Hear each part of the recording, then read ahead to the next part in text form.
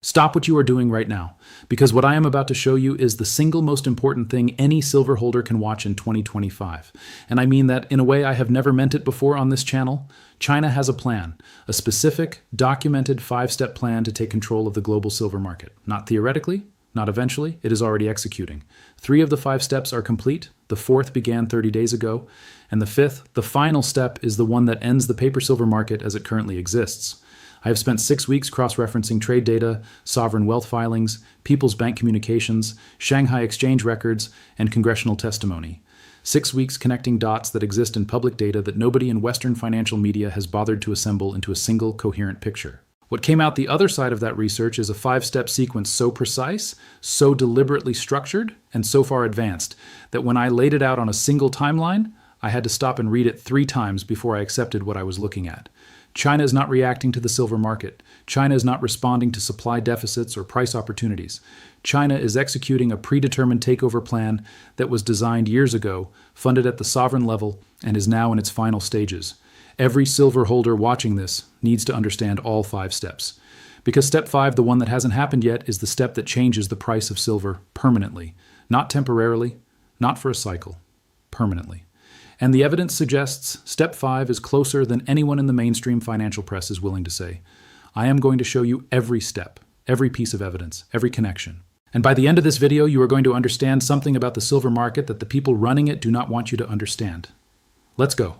Before I walk you through the 5 steps, I need you to understand the strategic framework China is operating from. Because without that context, each step looks like an isolated event. With it, the entire sequence becomes obvious. China's economic planning operates on timescales that Western governments and corporations simply do not use. The United States plans in 4-year election cycles. Public companies plan in 90-day earnings quarters. China plans in decades. Their current economic blueprint, Made in China 2025, extended through Vision 2035, and the longer horizon of the 2049 Centennial Goals, was written not to respond to markets, but to control them. Silver sits at the intersection of every strategic priority in that blueprint. Renewable energy solar panels require silver. Electric vehicles, every EV uses silver in its electrical systems. Advanced electronic silver is irreplaceable in semiconductors, displays, and communications hardware. Defense and aerospace missiles, radar, drone systems, satellite components, all silver, all strategic, all part of China's plan to dominate the industries that define 21st century economic power. But here is the part that most analysts miss. China's silver strategy is not just industrial, it is monetary. And the monetary dimension is the one that makes the 5-step plan so much more significant than a simple commodity accumulation story. China watched what happened to Russia in 2022. $300 billion in foreign exchange reserves frozen overnight. The most powerful financial weapon the West had ever deployed, used for the first time against a major economy. China looked at that event and reached a single conclusion that has driven every major financial decision it has made since. Any asset held in a Western financial institution or denominated in a Western currency is a hostage, not a reserve. Silver, physical silver, held inside Chinese borders, outside Western reporting systems, is the opposite of a hostage. It cannot be frozen. It cannot be sanctioned. It cannot be devalued by a Federal Reserve decision. It cannot be ruled illegal by a Supreme Court. It is the one asset that combines monetary store of value, industrial irreplaceability, and complete immunity from Western financial warfare. China did not stumble into silver. China chose silver, deliberately, strategically, as part of a plan. And that plan has 5 steps. Before I walk you through the 5 steps, let me establish the verified public record that forms the foundation of everything I'm about to show you, because I want every number I give you to be independently checkable. Start with production. China is the world's 3rd largest silver-producing nation, with domestic mine output of approximately 110 million ounces annually. That is a significant production base, but it is not enough to explain China's silver position. Production alone does not account for what the trade data shows. Now look at imports.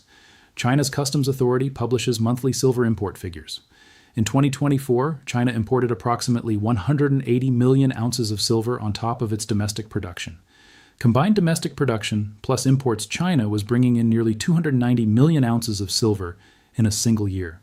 Now look at consumption. The Silver Institute estimates China's total silver consumption, industrial, jewelry, investment at approximately 235 million ounces in 2024. That is enormous, the largest national consumption figure ever recorded. But here's the number that stops you cold when you see it. 290 million ounces coming in. 235 million ounces consumed. That is a net accumulation of approximately 55 million ounces in 2024 alone, above and beyond everything its factories, solar installations, and electronics manufacturers consumed. 55 million ounces net accumulated in a single year. At current silver prices, that is approximately $5 billion in physical silver added to Chinese holdings in 2024 that is not sitting in any Western vault, not tracked by COMEX, not reflected in LBMA records. Now run that accumulation rate backward across the last decade using the same methodology. The number that comes out the estimated total Chinese silver accumulation above industrial consumption since 2015 is somewhere between 400 and 600 million ounces, held inside China, invisible to Western markets, quietly building toward a threshold that the five-step plan was always designed to reach. That is the foundation.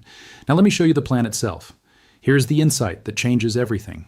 And this is the part I need you to hold on to through the entire rest of this video, because it is the lens through which the 5 steps make complete sense.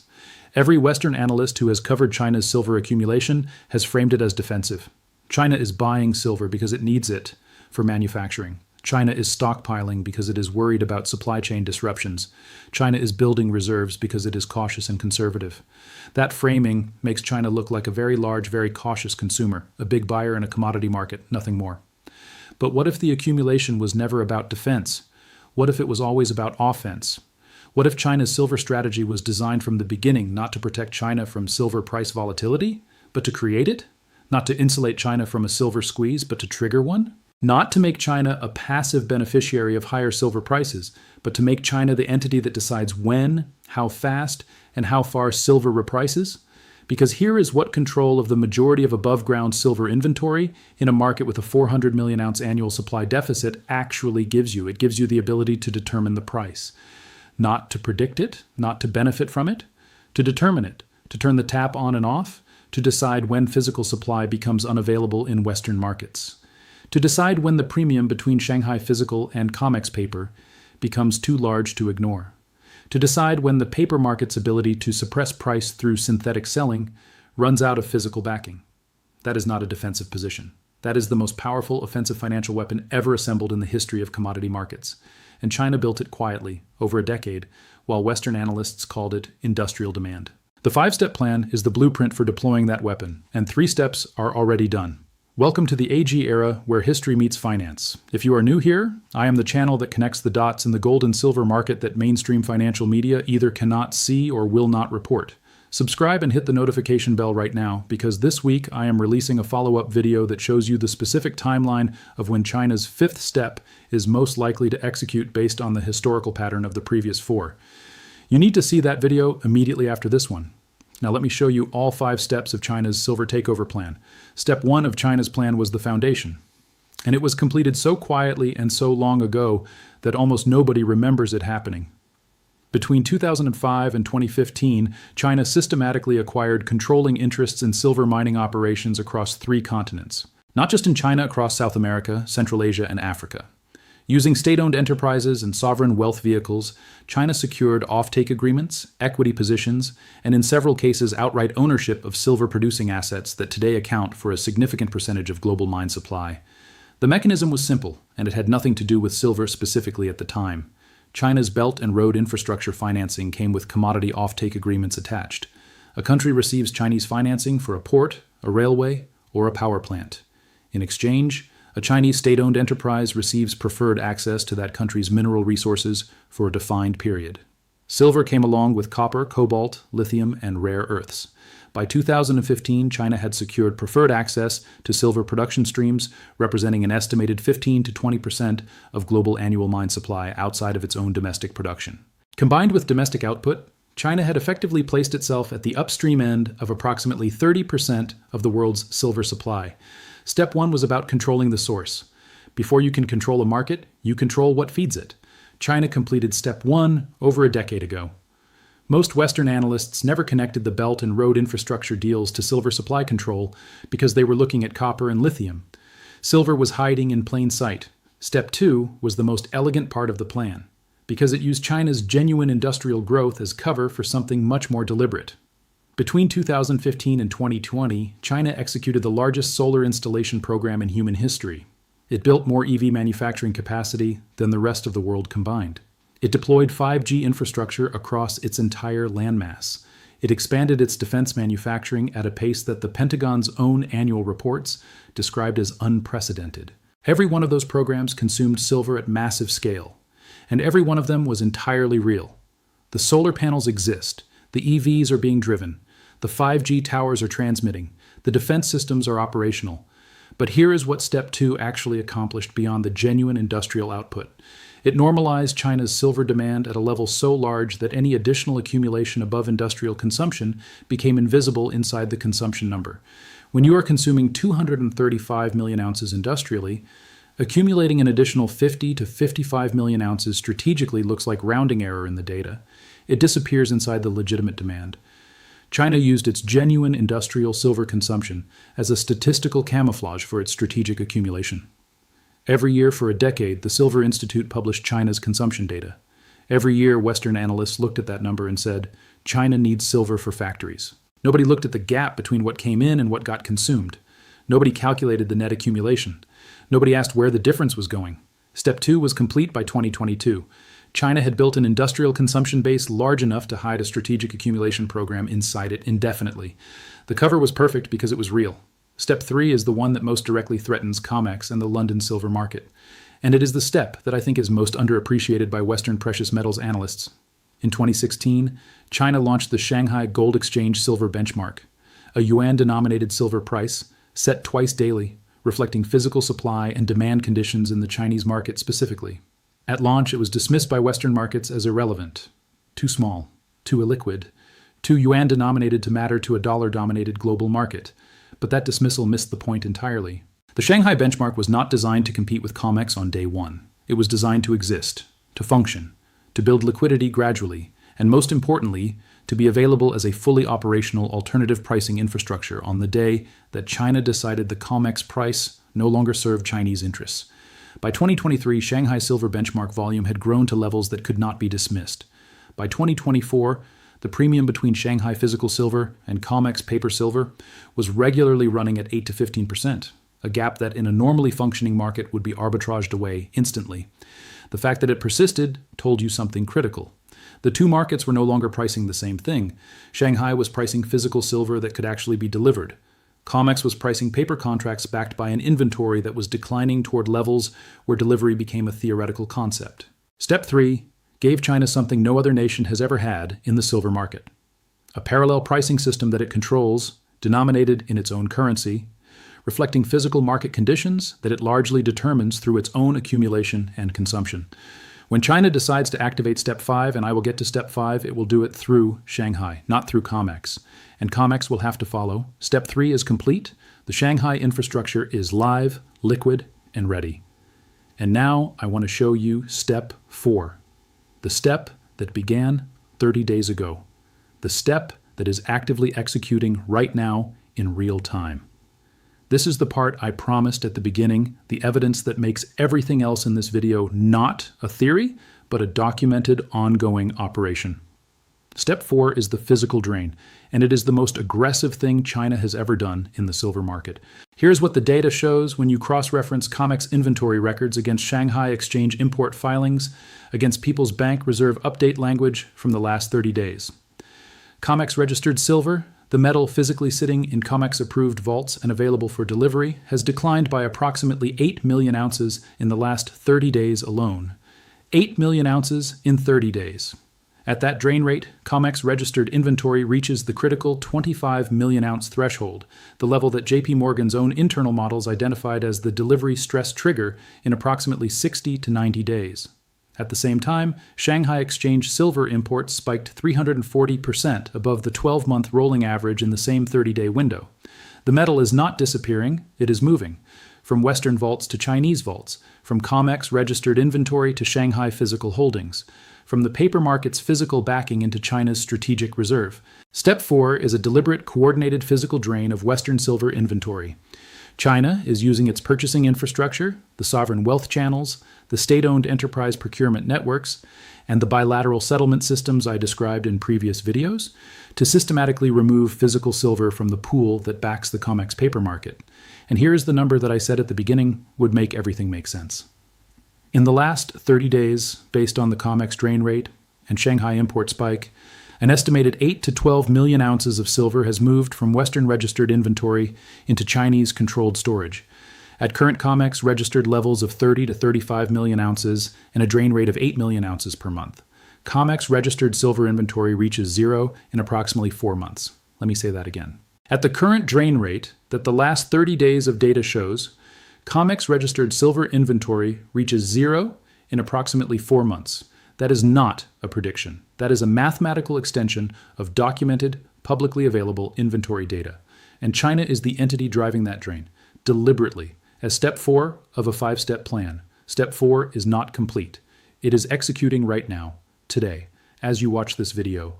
And now step 5, the step that has not happened yet. The step that every piece of evidence I've shown you in this video was always building toward. Step 5 is the Shanghai price announcement. Here is what that means. On a date that China will choose at a moment of maximum strategic advantage, likely coinciding with a period of Western financial market stress, China's People's Bank and the Shanghai Gold Exchange will jointly announce a new silver price benchmark that reflects the physical supply and demand reality of the Chinese market. That price will not be $85, it will not be $100. Based on the methodology I walked you through in my video on JP Morgan's internal silver document and applying the supply deficit math against the physical inventory drain I just showed you, the Shanghai physical price announcement will be a number that makes the current COMEX price look like a historical artifact. The mechanism is straightforward. China controls the majority of above-ground physical silver. China controls the majority of annual mine supply through offtake agreements. China has built an alternative pricing infrastructure through Shanghai. China has drained Western registered inventory to levels approaching delivery failure. And China has accumulated a strategic reserve position large enough to determine the clearing price of physical silver in any market that requires actual delivery. When Shanghai announces a physical silver price significantly above COMEX and backs that announcement with the willingness to buy unlimited quantities at that price using its sovereign resources, COMEX faces an impossible choice. It can defend its lower paper price by delivering physical silver it does not have, or it can allow the paper price to rise to meet the Shanghai physical price, or it can cash settle contracts, paying dollars instead of silver, which is the functional admission that COMEX was never a real silver market in the first place. All 3 outcomes are catastrophic for the paper silver market. All 3 outcomes are extraordinarily bullish for physical silver holders. Could China execute step 5 in a different way than I've described? Absolutely. Could the timeline be longer than 4 months? Yes. Could Western financial institutions find a way to counter the drain before it reaches the critical threshold? Possible, though I don't see the mechanism given current inventory levels. What I am not uncertain about is the direction. The 5 steps exist. 4 are complete or executing. The 5th is the logical conclusion of everything that preceded it. And the silver market has never been positioned the way it is positioned right now for that conclusion to arrive. Let me zoom out and put China's 5-step plan in the largest possible historical context, because I think what is happening in silver right now is one of the most significant monetary events of the last 50 years. And most people will only understand that in retrospect. In 1971, Nixon closed the gold window. He ended the dollar's convertibility to gold and launched the era of pure fiat currency. At the time, most people did not understand what had happened or what it meant. The implications took years to become visible. Gold went from $35 to $850 over the following decade as the market gradually priced in the reality of what 1971 meant. I believe China's 5-step silver plan is the 2025 equivalent of that moment. Not because it ends the dollar overnight, it doesn't, but because it marks the point where a sovereign entity of sufficient size and sophistication decided that the existing paper-based commodity pricing system was no longer legitimate and built the infrastructure to replace it with something that reflects physical reality.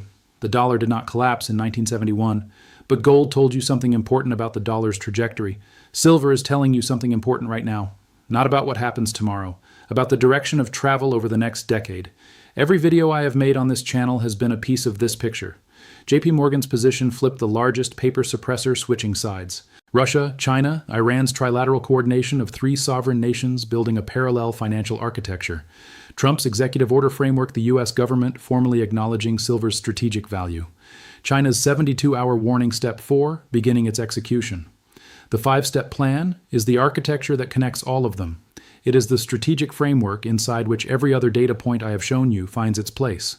And now that you can see the architecture, now that the 5 steps are visible as a single coherent sequence, the individual events stop looking like separate stories and start looking like what they actually are. Chapters in a plan that is almost complete. I want to end this video with something I think needs to be said directly and honestly. When I started the AG era, I made a promise to myself about what kind of channel this would be. Not a channel that tells you what you want to hear.